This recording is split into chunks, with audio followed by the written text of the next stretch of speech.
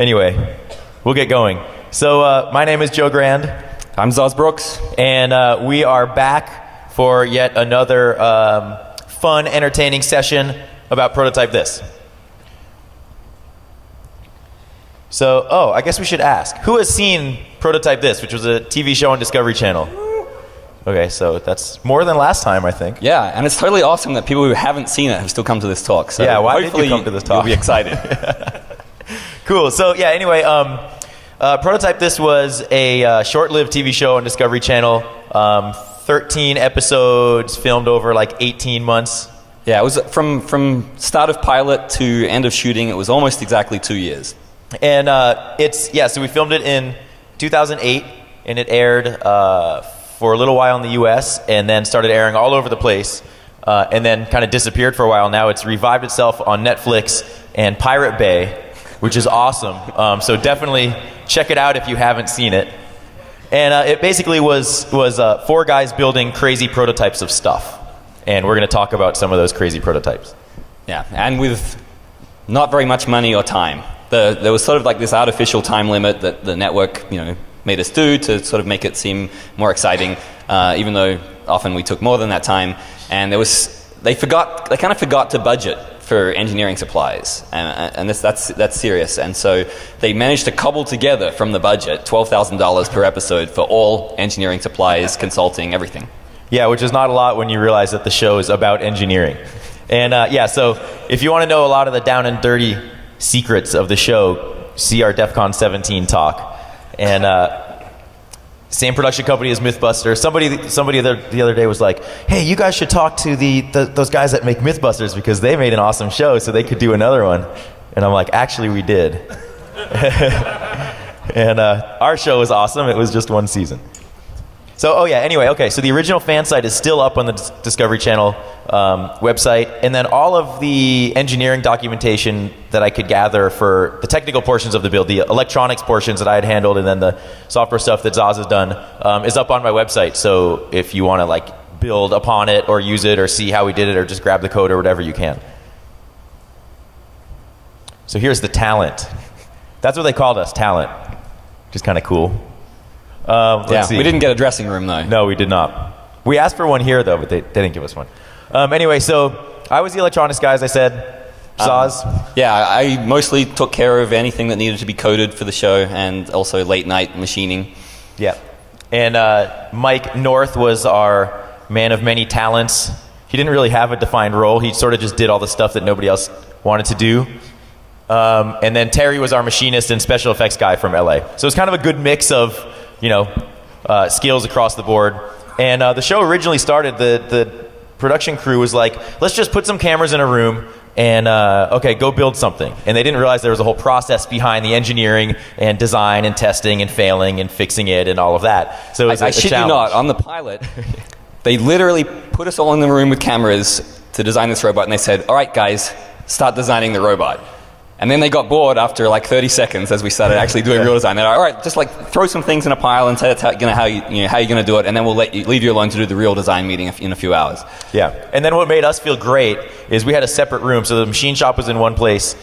We filmed the pilot in a place called Tech Shop in San Mateo. Menlo Park, the original tech shop. The original tech shop. So it was, there's machines and lots of stuff to work on. So the machine shop was in one area. We had a room that we had called the lair, which was our electronics area, and all the machines set up and stuff for soldering and coding.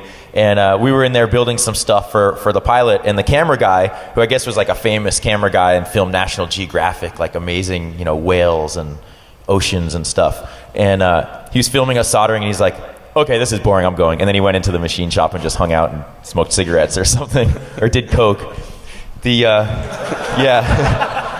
first few people we had on our show it was really bad. There was some production problems early on. Yeah, but these people that are up on here were not doing coke, as far as I know, and it was very helpful. So the 4 of us were on screen, but we had so many people behind the scenes helping us, and that's always this myth with television is oh, you guys have your own show, you can do whatever you want, you could whatever. But there's so many people that were helping us along the way. PAs and production staff and various producers and stuff. And we definitely wouldn't have been able to do the show or the builds without them. Especially Joe Andreas, middle center, who's a special effects guy from down in LA.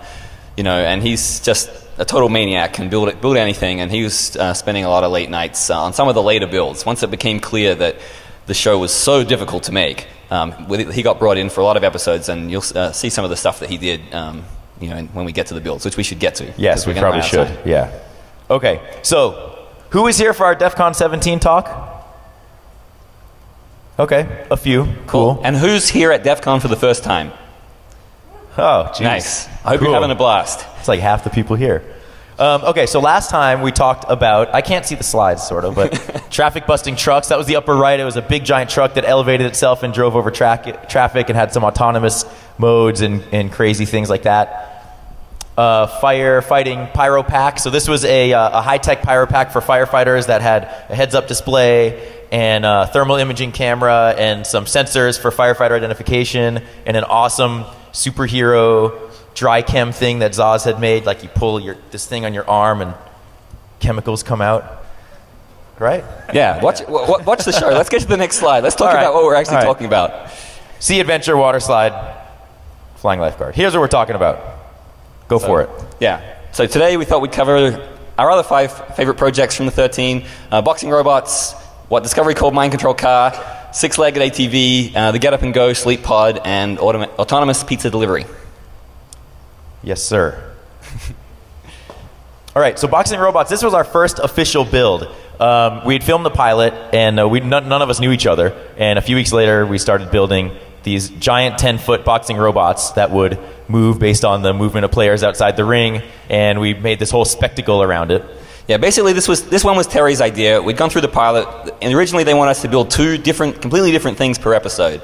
So it was even harder to begin with. And so once we got through the pilot and everyone was kind of fried already, Terry was just like, let's do giant boxing robots, because we all know how to do it. Terry's done all this kind of special effects stuff. He basically had the whole thing in mind mechanically already, and we knew that we could figure out the electronics and the code pretty easily for it. And this one, I think, was actually a 2-week build. Yeah, this was one of the few that we got done on time. Let's see. So yeah, this. Oh, you can talk about the mechanical stuff. I don't really know what it is. I don't understand it. Well, basically, everything was super simple mechanically. It was just sort of universal joints welded together with pneumatic cylinders to move everything around.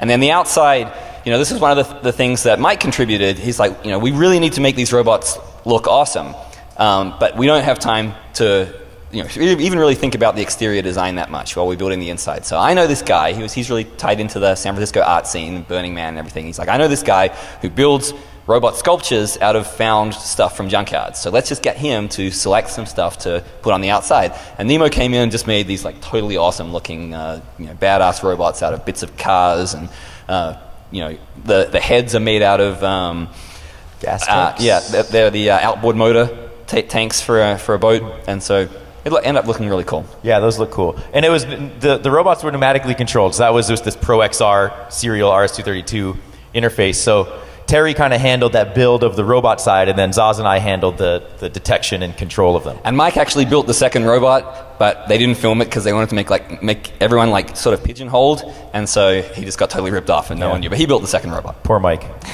Okay, so let's see. From the hardware side, we needed a way to detect the punches that a player was throwing, so we decided to have 2. It was the jab and the uppercut. Mm-hmm. And we used a Freescale Z-Star module, which was this 3-axis accelerometer reference design. They don't make that version anymore, but they have some other one if you want to mess around with them. There's a cool software interface that we could see the actual results, and it was graphed. And that's how we figured out we would throw our jabs and uppercuts and figure out how we were going to detect those.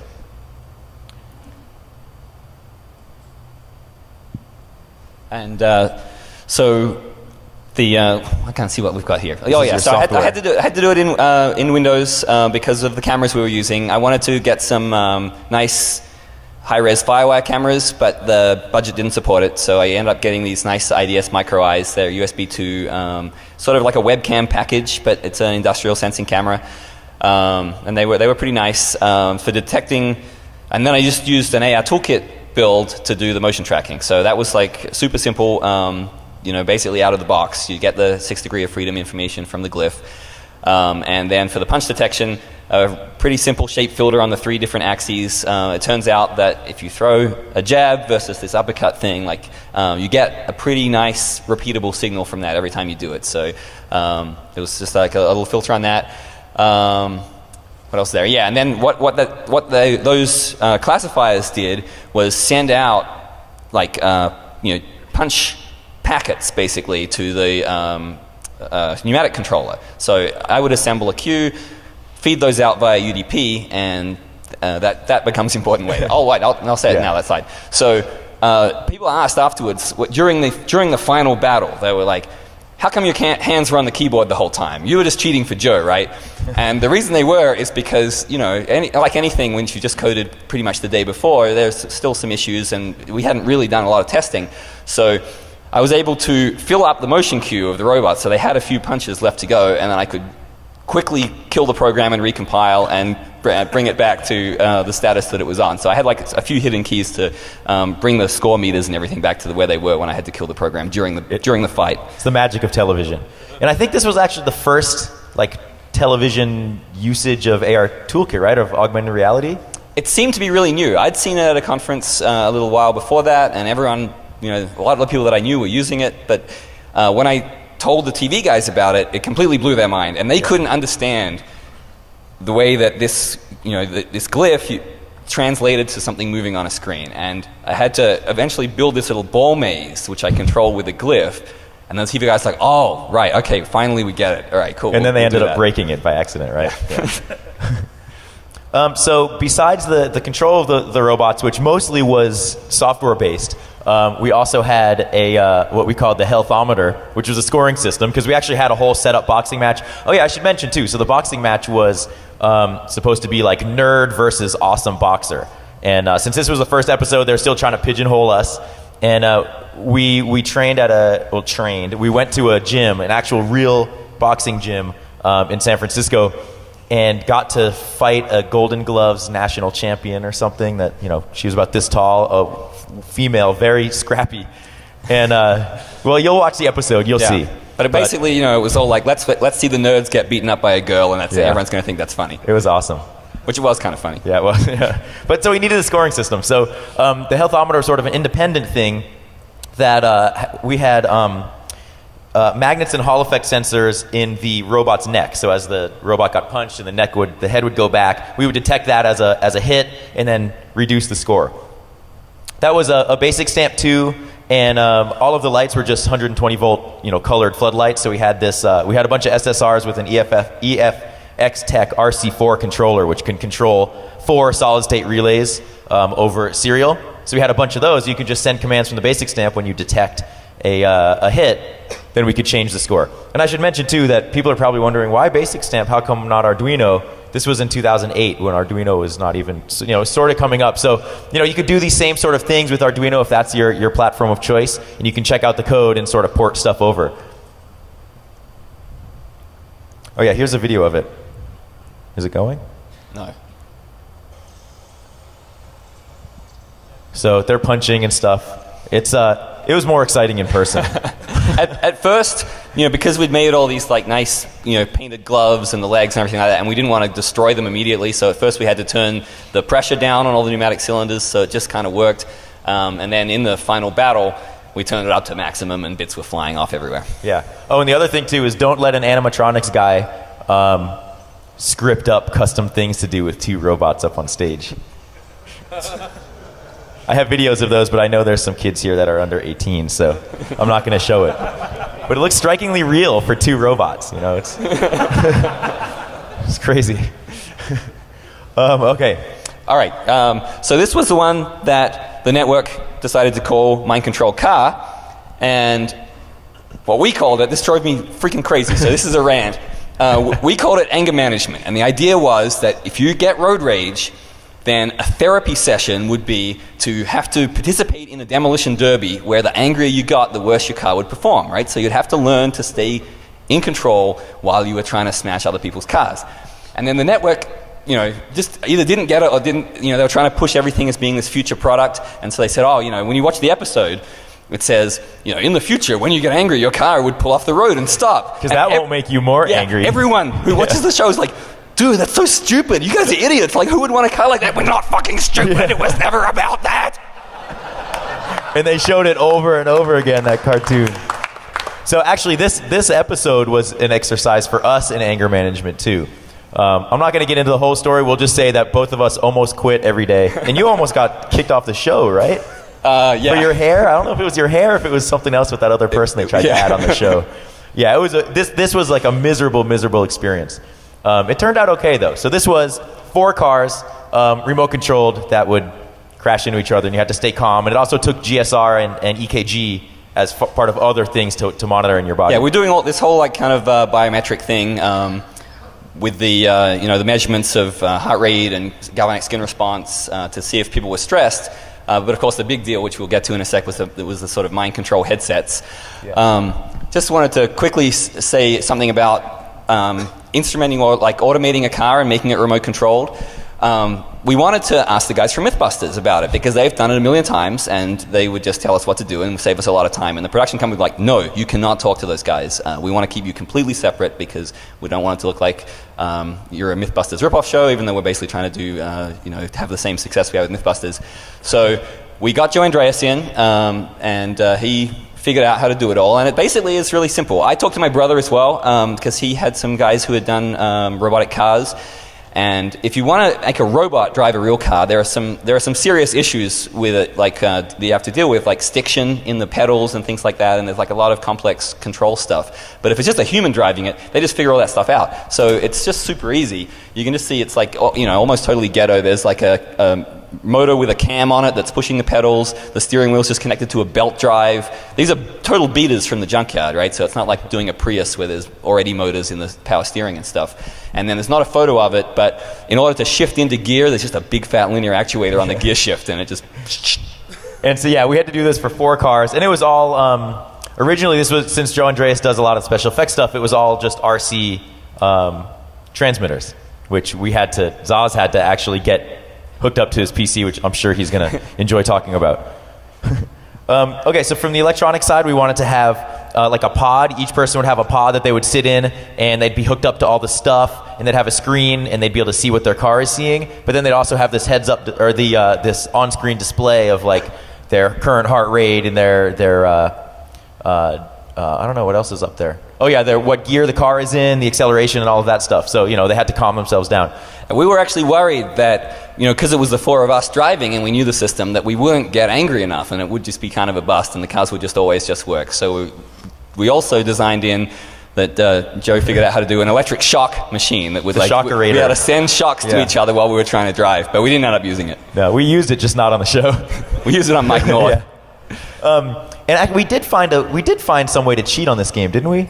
Didn't I win? Yeah, no. I think I don't remember. I think you did, but I think it was because everyone else's car died. Oh. No, it was if you took off the emotive headset, which we're going to talk about for the mind control part, or something like that, you could sort of cheat it to still move around, like it wouldn't stop you. Yeah. I don't exactly remember. The mind control was only to get the car started, and then you could also shut it down. But yeah, if you move the electrodes, I remember now, so that they didn't get a good reading, it would just kind of freeze out, and then the car would keep working forever. So the way this worked is I had a PS2, PlayStation 2 driving controller that was just regular PS2 connector. Hooked that up to a basic stamp because the PlayStation 2 controllers are all serial, so I could monitor that and pass those commands off to Zoz over network. So I was using Lantronix export, which are serial to Ethernet adapters. They were basically the coolest individual component of the whole experience. Like, well, we used those a lot. Being able to not deal with serial anymore and just do everything over the network was just so nice. Yeah, it was nice. And then the Bob 4H on-screen display, which was also a serial type of device. You send commands to it and feed video in and get video out, which was kind of cool. So the big deal, though, for everyone at the network was these new, at the time, mind-reading EEG-based headsets. And so we talked to the 2 companies that were at the time working on the prototypes. One was this company Emotive, and it's a single electrode device that you've probably seen it now in a lot of products like the Star Wars Force Trainer. And if anyone wants to do any hacking of brain-machine interface stuff, this thing is super, super easy to do. All of the EEG-based classification takes place on a custom ASIC, and then it gets fed out over one of the lines on RS-232 at like 9600 boards. So you can just tap in and you can get everything from that chip. So just take apart a force trainer and you can use it to control all kinds of things. You get, I can't remember, you get two 8-bit values out of it. The one is, we get 3. One is like how well the headset is making a connection, and then you get 2 useful ones, but you don't really know what they are. It's like whatever I set up there, which I forgot what it was. Attention and meditation. And so we weren't really sure what either of those things were and whether they really related to road rage. And anyway, at the time, we think they only had a couple of headsets and they couldn't give us 4 of them. Yeah. So Emotive had this one that was also new that was a video game controller that had 10 electrodes and did, in addition to these kind of like calmness measures, it would read the electrical signals from the facial musculature and give you facial expressions. And then also it had this kind of classifier, which they wouldn't tell you how it worked, but you trained it. It was probably some kind of support vector machine. So you would think about something while in training mode, and then if you thought about that thing again, it would recognize it. And supposedly you could train it with like 10 different things, but no one, even at Emotive, said that anyone at that point had been able to train it with more than like 2 or 3. So we just decided we'd go with that one, and we would use with the mind control thing because it was sexy and new, and think about something to start the car. And to show that off, we did the good old spoon bending test. Yes. And also this, the Emotive, I think it's the Emotive, or there is another brain-machine interface thing for toys. I think it's a Mattel Mind something game where you control a ball. And yeah, people are starting to hack on that now. What's it called? Oh, it's NeuroSky. Okay, so the NeuroSky one. Okay. Yeah, so that's in a lot of different products now. If you pull them apart, you can see that little chip. Yeah. All right, so here's the spoon bending test. Actually, I'm going to have to hold my mic up to the speaker, I think. Well, we can... Here's how this test is going to work. No. Oh, lame. Okay. Well, never mind. Anyway, a lot of our sort of attention came to how to demonstrate technical stuff so that the TV guys could understand it, and so that then people watching the show also would think it was fun and cool if they didn't already know about it.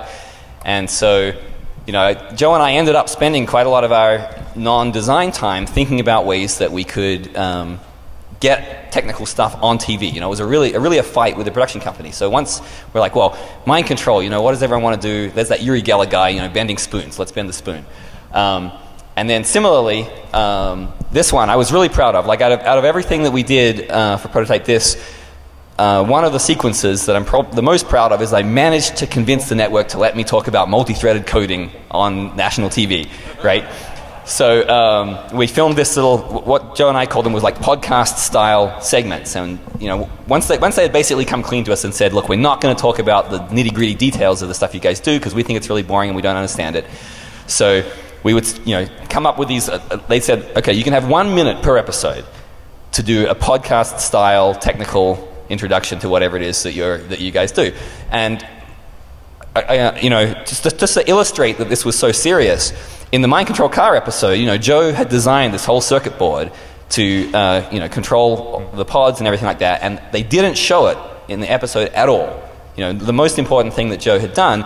And the reason was the network execs didn't know what a circuit board was. And afterwards, when we were really upset about it, Joe was like, what the hell, man? You just cut all my stuff out. Yeah, every single episode has a circuit board and they don't know what it is. Yeah. And then someone, I think John Tessier, explained to the network guy that a circuit board was the green thing inside a VCR that made it work. And then they're like, oh, right, okay. We got to show that. We'll show that. Yeah, so we actually have on one episode we go to watch circuit boards, getting fabricated for one of our builds, which was awesome. But yeah, so making technical things look fun and sexy is really hard. If you're in this room, you probably would just, we don't need to make it fun and sexy because you already think it's fun and sexy. But like for my family, had to make it fun and sexy. So okay, I think we have audio now. So let's try this one. This was the multi-threaded. Yeah, when I scripted this podcast style thing, I was like, we're going to do a 4-way split screen, and Joe is going to be each of the threads. And the producer was like, that's total chaos, man. Like, it's going to take us all day to film this. Come up with something else. And I'm like, no, this is going to be really cool. Trust me. And so I'm really proud of it. So I wanted to show it. Yeah. All right, here we go. An inside look at computer coding. Right now, Zoz is coding. It might look like he's just playing around on the keyboard, He's actually writing specialized programs that are going to tie all of these different parts of the build together. It's pretty complicated stuff. So for a little better explanation, some more detail about how everything really works, I present to you the Codemaster. There's a lot of custom code that has to be written to get this anger management system to work. That's why you see me typing all the time. Code is a written set of instructions that tells a computer what to do, and I'm the one that has to write it. My code is made up of threads. A thread is like a little program that runs inside a larger one. There can be a bunch of threads, like Joe here, but they all run independently to perform a specific task. In this system, each car is controlled by 4 threads. A game controller thread, which takes data from the steering wheel and pedals. A biopack thread, which reads the driver's heart rate and perspiration level to regulate the car's performance. An emotive, or mind control thread, which controls the car's transmission. And a car controller thread. So let's say the driver puts the pedal to the metal. A signal gets sent to the game controller thread, telling it to hit the gas. At the same time, the biopack thread is also getting data from the driver's body, measuring heart rate and perspiration or galvanic skin response. At the same time as this, the emotive thread processes events from the emotive system and decides whether or not the car should be put into forward gear. Finally, the car controller thread looks at everything the other threads have produced and decides what to do with the car. If the driver's brainwaves are calm and focused, and their heart rate is good, and their perspiration level shows they're cool and collected, the car controller thread puts the car in gear and hits the gas. But if the biopack and emotive threads show agitation, then the car controller thread will slow things down because the driver's getting too stressed. This is all just for one car. For 4 cars all working together, that's going to be a lot of threads. And if I can't get all those threads to work together, we're going to be dead in the water. So I had to re-record that voiceover about 12 times because they wanted to tweak things like, we don't know what the emotive thread is, you have to say emotive or mind control thread. And also they, of course, made me say that thing at the end like, yeah, if I can't get it to work, everything's going to be screwed up. Oh, doom. I designed it, of course I'm going to get it to work. But they have to add the drama. And so I don't have a picture of the actual demolition derby because you can go watch it on your own, but this is like a behind the scenes of us testing it. And I think, yeah, our producer is driving it. John Tessier is our producer. And there's nothing more scary than seeing a car drive without a person in it. Like, it's going to be cool, but when you're sitting in front of the car and it's driving on its own, it's terrifying. So here's a demo of that.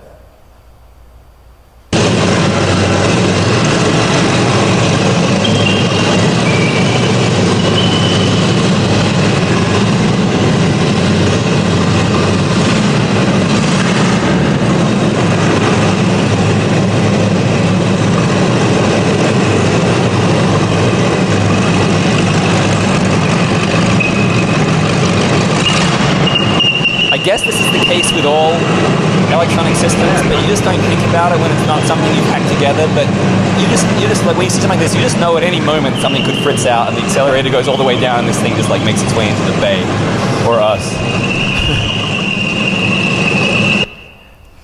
Yeah, so that one was actually pretty cool. The 6-legged all-terrain vehicle, the bane of our existence. Yeah, this one I don't know if I should spoil it, but anyway, it was a hard project that may or may not have worked in the end. Yeah. Basically, the idea was, we wanted to build some kind of crazy contraption that a person would ride in, and we thought about, a legged vehicle. So, building legged vehicles is tough, right? Some of the smartest guys that have ever worked on robots are working for companies like Boston Dynamics to make legged vehicles, and so we're not going to get it done in 2 weeks unless we start with some kind of small robot platform and just scale it up. So that's what we decided to do right off the bat, and then it was just a question of which one. We looked at a few that we thought would be fun and cool, and the one that we chose was this one called Rex, R-H-E-X. And it has the distinction, I think, for being, in terms of body lengths per unit time, the fastest legged robot out there. So we thought that would be cool. If we can scale it up, we'll have the fastest legged vehicle out there. Yes, so we should make sure we have a crash cage so that the driver might survive. And so we got this guy. The Rex project was actually at several universities, and the licensing for the Rex, like a lot of the Rex patents, was licensed by a guy called Haldun Komsuoglu, and he started a company, Sandbox Innovations. And he came on the show to help us out and tune all the controllers. The interesting thing about the platform, it's got 6 legs, and they alternate in tripods. So 3 of the legs come forward and take the weight of the robot, while the other 3 flip around. 1 degree of freedom per leg. So these legs are just flipping around. And that's actually, it's a biomimetic thing, so it's based on, what was it, like a cockroach or some bug. We had to go visit some disgusting It's one. inspired, the alternating tripod gate, if you look at hexapod creatures, they all do it. Roaches actually do some interesting stuff with their back legs when they move really fast, but mostly they walk by 3 on the ground to maintain stability. And just the interesting thing about this one is, when the 3 legs come in and take the robot's weight and the other 3 whip around, the materials properties of the legs are super important. If the legs are too stiff, then the robot just stays in place. It depends on that springiness of the legs compressing to take the weight and then bouncing the robot forward to give it its speed. So that's why designing the legs, off the bat, we thought that was going to be the toughest problem, and we really concentrated a lot of energy in the form of Mike North on those legs. Yeah, and also scaling something up isn't always just as easy as scaling something up, and the legs were part of that problem. What you want to talk about this mechanical thing, legs? Well, anyway, I'll just say one thing. We went out, at this point in the show, we were able to get outside consultants to help us out, and we went to Spec Design to do the design of the chassis. And the guy from Spec, their lead mechanical engineer, super nice guy, and he was really concerned about the safety of this thing. I mean, you see that video and you know that basically no good can come of this. So he was very resistant to using aluminum tube for safety reasons. He just wanted to make this thing just built like a tank. So we ended up going with chromoly steel, which caused big problems later on because it was so heavy. I think you could do this safely out of aluminum if you just you did a bunch of FEA on it and you just figured out its crash scenarios and just making sure that structure wasn't going to break. But there wasn't time for that. But props to John from Spec for caring about our survival. Yeah, and we didn't build that chassis at all. We had some other guys build it outside who specialize in making chassis. And then the legs, Mike North helped design them, but they were made by a place that specializes in composite, making things that out of carbon fiber materials. So this build we definitely would have been able to do by ourselves. No way. And they gave us a whole fridge full of carbon fiber composite and so on, because you had the cement you have to store in a fridge, and they just delivered it. So those legs probably would have cost tens, hundreds of thousands. I don't know. It's a lot of carbon fiber. Well, that's the benefit of being on TV. You just call someone up and say, "Hey, we're doing a TV show. Can you give us some free stuff?" And they'll be like, "Sure," until they find out what it is that they're doing. And but yeah, they committed a lot of money to it and a lot of resources. It was awesome. So Mike got these legs back, and he wanted to demonstrate how springy they were, because the springiness was the important part of this project. So he built this whole contraption to ride a horse. I guess he's from Wyoming, so this was like a natural thing for him. So that's our omnidirectional forklift. I'm driving the forklift, and I'm just jacking it up and down to put some oscillation on that leg. And let's take a look at what happens. Yeah, check this out. The leg is very strong and pretty much unbreakable, as you'll see. Action, please.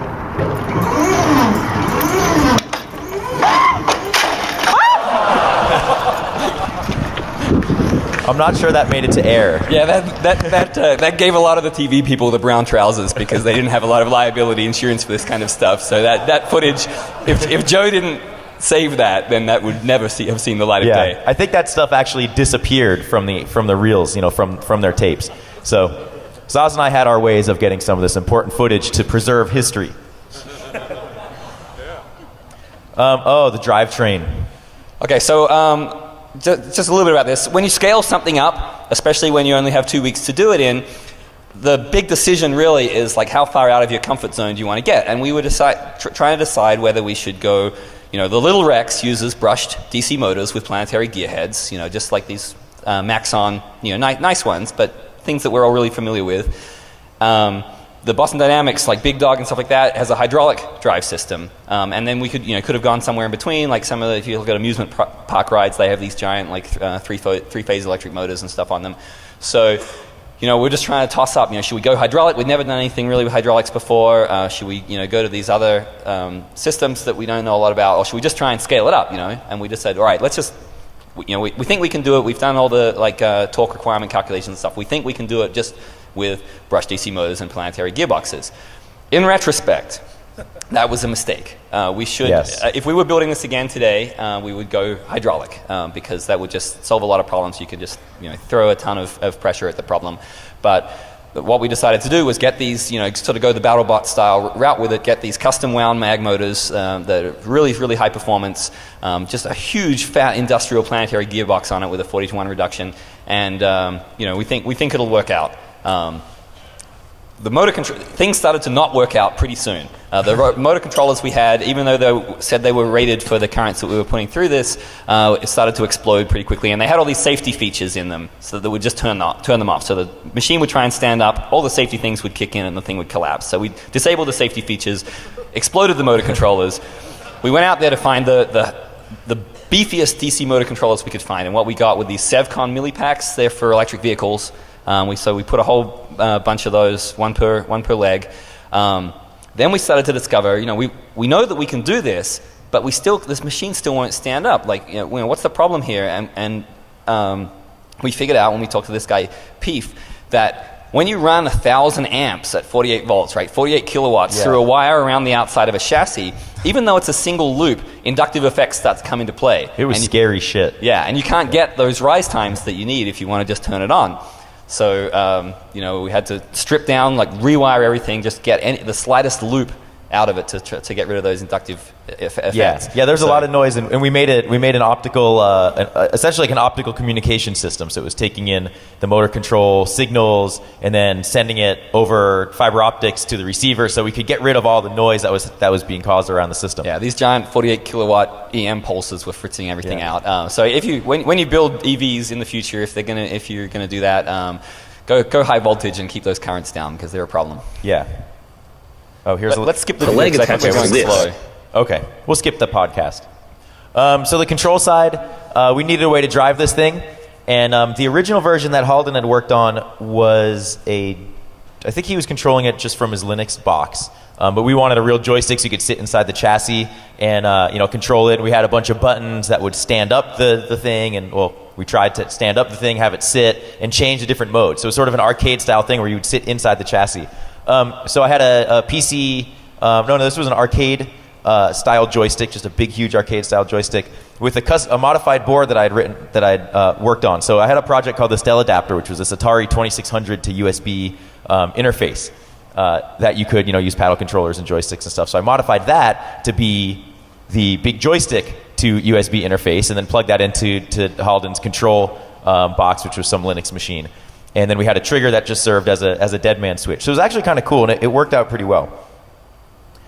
The batteries we used, they were exciting. Another chance to use something that at the time was new. So these were these giant lithium iron phosphate batteries from China. So that was a pretty much brand new chemistry at the time that everyone was excited about.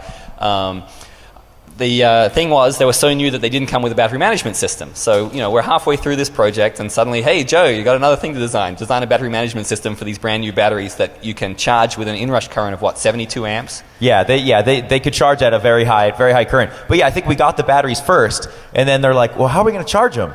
And they're like, Joe, hello. So we had to design this thing. We had one day. We had one day to design this. So this was a time where we reached out to some of our contacts and begged to have our boards fabbed right away.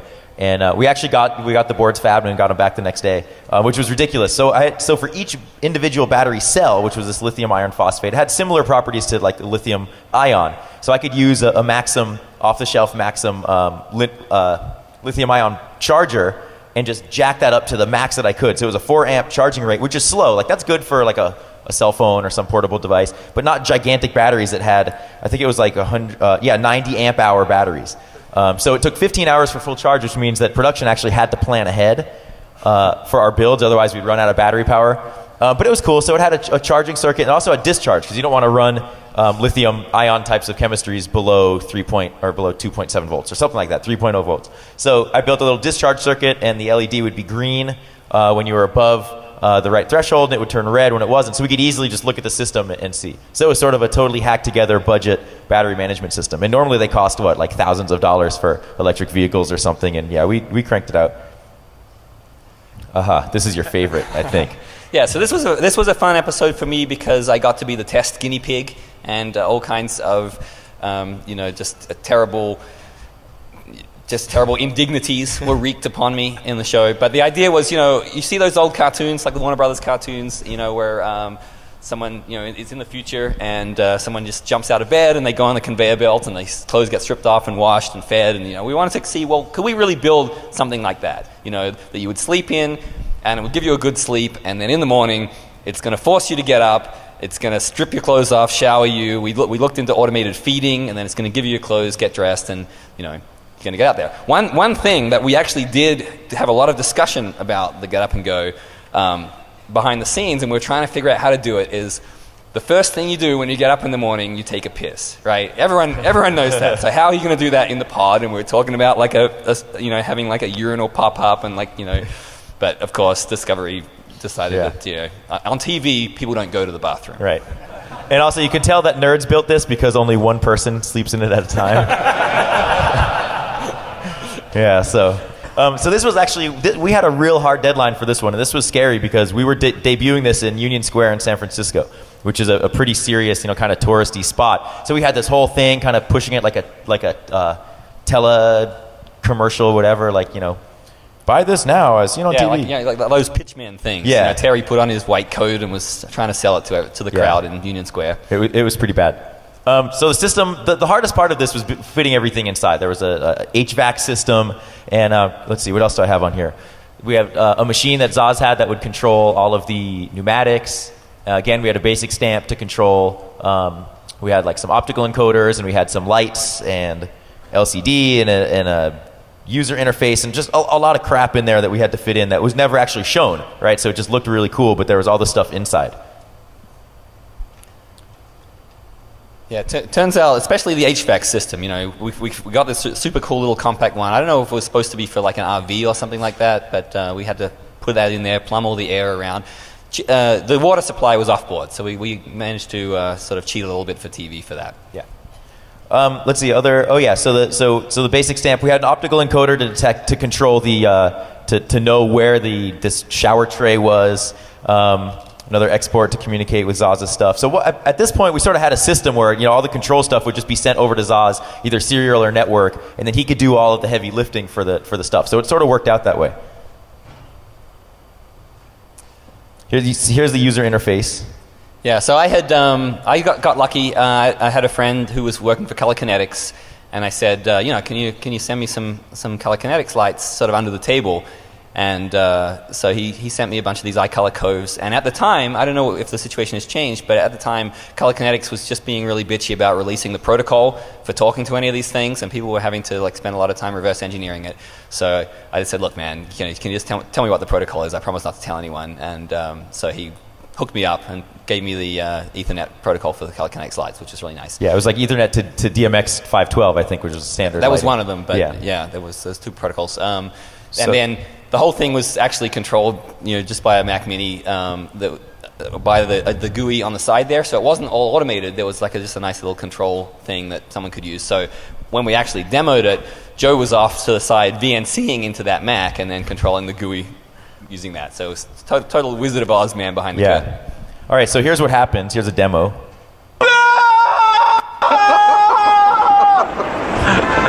So that's our producer giving it a test ride as the thing closed. So we don't have a full demo of Zoz getting showered and stripped and everything, but I know you guys want to see that. If you're really into that, you can download the show. Yeah. All right, so the final build that we're going to talk about is the automated pizza delivery, because everybody loves pizza, and no one wants to actually go out and get it. It's a pain in the ass, so why not bring it to you? So the backstory behind this one is that the network exec in charge of Prototype This had gone to a Brookstone or something. He'd seen the SkyMall catalog, and he'd seen one of those little silver helium remote control blimps in the SkyMall catalog. And he said, you've got to have the guys use that to deliver pizza. That's going to be totally awesome. Put a pizza on that blimp and deliver it. And we said, that's a stupid idea. That little blimp cannot carry a pizza. And he's like, no, you got to put the pizza on. You've got to put the pizza on. It can do it. I'm sure of it. We're like, no, it can't. He's like, how do you know? Have you weighed the pizza? So finally, we're like, all right, we're going to do this. We're going to figure out a way to do pizza delivery automated. But he just insisted on the blimp. So, he forced us to get in one of those big blimps that they have at the stadiums, throwing out T-shirts and stuff like that. And we had that carry a pizza. And then we went to the Goodyear blimp, and we threw pizza out of the windows of the Goodyear blimp. And just basically to be like, leave us alone. We're going to do this, but not with a goddamn blimp. Yeah. And because of this whole weighing the pizza thing, every day Tessier would get an email, have you weighed the pizza yet? So just to kind of like, stick the knife in a little bit, we filmed this sequence of weighing the pizza. Yeah, and working on this show is like working at any other corporation. You have a bunch of dumbasses up here with stupid ideas trying to tell you what to do. and being hackers, that really sucked. Okay. So here's weighing the pizza. Yeah, this is weighing the pizza, and yeah. Whenever you do a prototype with a blimp and a pizza, sooner or later, you gotta weigh the pizza. I got my scale, and I got a pizza. Fresh out of the oven. Commence weighing the pizza. 3.51 pounds. Gentlemen, I've weighed the pizza. 3.5 pounds. So that's a total prototype this in joke, and now you get it too. And the guy approved it on the network. I don't even think he knew we were making fun of him. So there are two different versions. We had a robotic version for city streets, and then a vehicle for longer distances. And this would have been cool to use like a DIY drone sort of thing, quadcopter, but there wasn't accessibility to that yet. So the automated, we had a pizza pie pack. So for both of these systems, we needed a way to autonomously give you the pizza once it got there, right? So we had a credit card based system, this crazy wired up just by hand basic stamp. We had an LCD, mag stripe reader, keypad to enter in all your infos, and motor controllers and optical detectors for the pizza tray. And it was cool. Here's sort of like, we have to build a prototype before we build the real thing. So there's Zoz demonstrating the pizza pie pack. And then that's one of the final versions of the robot version.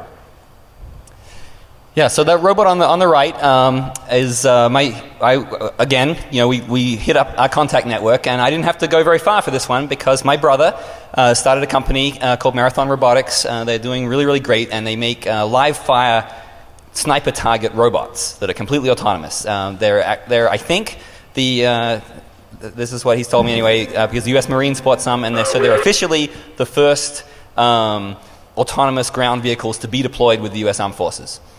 So here it is. Yeah, here's if a you video look of one closely, getting shot. This is my brother making fun of me, because if you look closely, he's wearing my signature T-shirt on that robot that just got shot in the head. So I don't know what he's trying to say there. The robot, after they get shot, the other ones all scatter and hide because they know that the first one got shot. So they're these super cool targets. So we called him up and said, how do you feel about getting a vacation that won't be relaxing or fun out to the United States and bring a robot and demonstrate it on the TV show? And he said, yeah, okay, we can figure that out. So the first thing he had to work out was, how do you bring like a 300-pound heavily armored mill droid to the United States at short notice? And the answer is, you take all the armor plate off and check it as luggage, and then you carry all the sensors on board. And when anyone from the TSA asks, you don't say that it's for a heavily armored kill droid or mill droid. So yeah, they brought the whole thing on with them on the plane. And what was I going to say about this guy? The LiDAR. Yeah, so it's based on a Segway RMP platform. So this was a thing that Segway put out specifically for researchers and robot people to build robots out of. It has GPS, but they weren't really using it because they couldn't get into the GPS. Or at the time weren't models out there that were completely open and would give them access to everything they needed for generating their noise models. So really the only sensor that's being used is this ZIC LiDAR that gives you a single line of range, and it comes out of the front of the robot. It's also the only vulnerable spot on the robot. And it's like a little tiny slit, and the Marine snipers have tried to shoot it, and last time I went to visit him, there was a bullet wound right on the edge of that lip, and the Marine sniper was like, all right, if I can get that close to it and not break it, then you're probably okay. But the guys are going to have a shot at trying to shoot that sensor out. But what it meant is that when it sees a hill, if the hill is too steep, it interprets that as an obstacle because it's only got that line of laser range finding, which led to some pretty significant challenges delivering pizza in the streets of San Francisco. Yeah, but it worked out great. It actually worked in the city, and we were happy to get pizza delivered to us. So then, real quickly, we had the autonomous vehicle as well, and this was a project that was run by a friend of ours, Anthony Lewandowski, who it turns out was working at Google on another project, and but he was just doing this on the side, so he came over and used his car and helped drove over the Bay Bridge. It was actually the first rolling roadblock, the first bridge closing of an autonomous vehicle, or first bridge crossing. It was totally cool, and it turns out that the guys from Google had seen this on TV and said, Anthony, we want you to do this for Google, and paid him a lot of money, and now he's doing the self-driving car for Google, and he's probably the one that benefited the most from doing this show. Really quick story about the rolling roadblock. You can see there, the police, they can't close the Bay Bridge, for just about anything, right? Because it's like such an important artery in San Francisco. So they said, we'll do this rolling roadblock. We'll basically just hold traffic back while you do this autonomous car crossing. And at the time, the car did not know anything about traffic lights. And the cop goes up to the producer, John Tessier, and said, there's traffic lights in between where you're starting at the marina and the bridge. What are you guys going to do about the traffic lights? And Tessier just said, we're just going to blast right through them. And, because he didn't know, dealing with the cops, you never really know. And the cop was just like, I thought as much. All right, let's do it. So, big props awesome to the SFPD for that. Yeah, it was a really cool experience. So, that's basically it. That was our experience on Prototype This. One more in-joke that was too nerdy to make it to air. You can see here we've got our, playing with the pizzas, and every time we would take a pizza out of the pizza pie pack, or any of our testing of delivering the pizza and so on, Joe is an athlete. He gets hungry a lot. He would always take a slice of pizza out and eat it. And so we had this running joke that we wanted to get into the show about how pizza transmission is a lossy process, and there's parity errors, and every time you get it at the other end, there's a slice missing, but it was too nerdy and it didn't make it to air. But now you guys know it. Yeah. And we ate a lot of pizza, man. I don't know how many pizzas we ate, but I think after this episode, I didn't touch a pizza for a few months. Yeah, it was, who thought you could get sick of pizza? Anyway, that's it. We are going to QA room number 1, if you want to ask us questions, and the goons have kindly asked us to say that if you could leave through the side doors and not the back entry door, that would be much appreciated. The ones that say exit. Yeah, awesome. All right, thank you guys.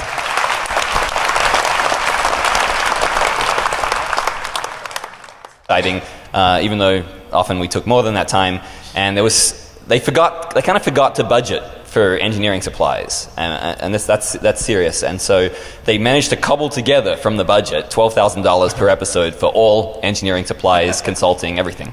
Yeah, which is not a lot when you realize that the show is about engineering. And so if you want to know a lot of the down and dirty secrets of the show, see our DEF CON 17 talk.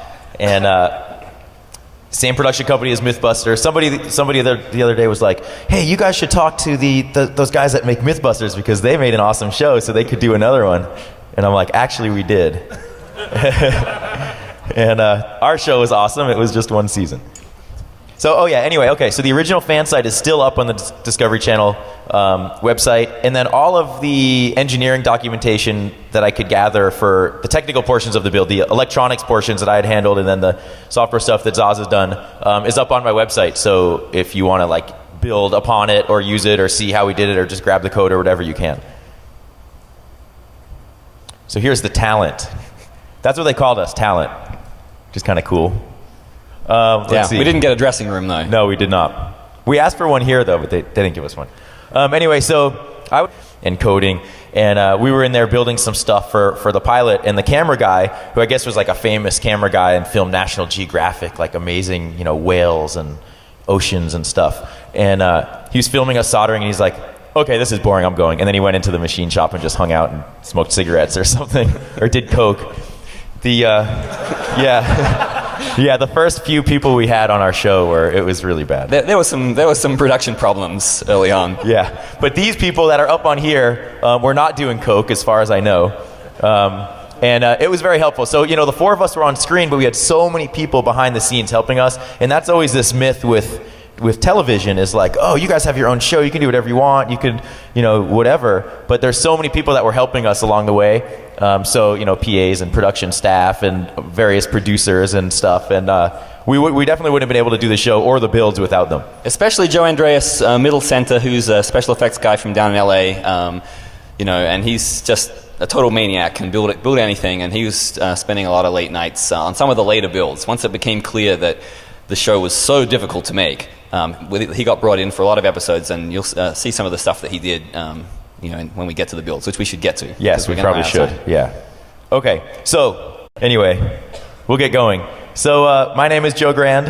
I'm Zoz Brooks. And we are back for yet another fun, entertaining session about Prototype This. So, I guess we should ask, who has seen Prototype This, which was a TV show on Discovery Channel? Okay, so that's more than last time, I think. Yeah, and it's totally awesome that people who haven't seen it have still come to this talk. So yeah, why did you come to this talk? You'll be excited. Cool. So yeah, anyway, Prototype This was a short-lived TV show on Discovery Channel. 13 episodes filmed over like 18 months. Yeah, it was from start of pilot to end of shooting, it was almost exactly 2 years. And so we filmed it in 2008, and it aired for a little while in the U.S. and then started airing all over the place, and then kind of disappeared for a while. Now it's revived itself on Netflix and Pirate Bay, which is awesome. So definitely check it out if you haven't seen it. And it basically was 4 guys building crazy prototypes of stuff, and we're going to talk about some of those crazy prototypes. Yeah, and with not very much money or time. There was sort of like this artificial time limit that the network, made us do to sort of make it seem more exciting. Who was here for our DEF CON 17 talk? Okay, a few. Cool. And who's here at DEF CON for the first time? Oh, geez. Nice. I hope you're having a blast. It's like half the people here. Okay, so last time we talked about, I can't see the slides sort of, but traffic busting trucks. That was the upper right. It was a big giant truck that elevated itself and drove over traffic and had some autonomous modes and crazy things like that. Firefighting pyro pack. So this was a high-tech pyro pack for firefighters that had a heads-up display and a thermal imaging camera and some sensors for firefighter identification and an awesome superhero dry chem thing that Zoz had made. Like you pull this thing on your arm and chemicals come out. Right? Yeah. Watch the show. Let's get to the next slide. Let's talk about what we're actually talking about. Sea adventure, water slide, flying lifeguard. Here's what we're talking about. Go for it. Yeah. So today we thought we'd cover our other 5 favorite projects from the 13. Boxing robots, what Discovery called mind control car, 6-legged ATV, the get up and go sleep pod, and autonomous pizza delivery. Yes, sir. All right, so boxing robots, this was our first official build. We had filmed the pilot, and none of us knew each other. And a few weeks later, it was the electronics guys, I said, Zoz? Yeah, I mostly took care of anything that needed to be coded for the show, and also late night machining. Yeah. And Mike North was our man of many talents. He didn't really have a defined role. He sort of just did all the stuff that nobody else wanted to do. And then Terry was our machinist and special effects guy from LA. So it's kind of a good mix of, skills across the board. And the show originally started, the production crew was like, let's just put some cameras in a room and, go build something. And they didn't realize there was a whole process behind the engineering and design and testing and failing and fixing it and all of that. So it was I shit you not, on the pilot, they literally put us all in the room with cameras to design this robot, and they said, all right, guys, start designing the robot. And then they got bored after like 30 seconds as we started actually doing real design. They're like, all right, just like throw some things in a pile and say that's how you're going to do it, and then we'll leave you alone to do the real design meeting in a few hours. Yeah, and then what made us feel great is we had a separate room. So the machine shop was in one place. We filmed the pilot in a place called Tech Shop in San Mateo. Menlo Park, the original tech shop. The original tech shop. So it was, there's machines and lots of stuff to work on. So the machine shop was in one area. We had a room that we had called the lair, which was our electronics area, and all the machines set up and stuff for soldering and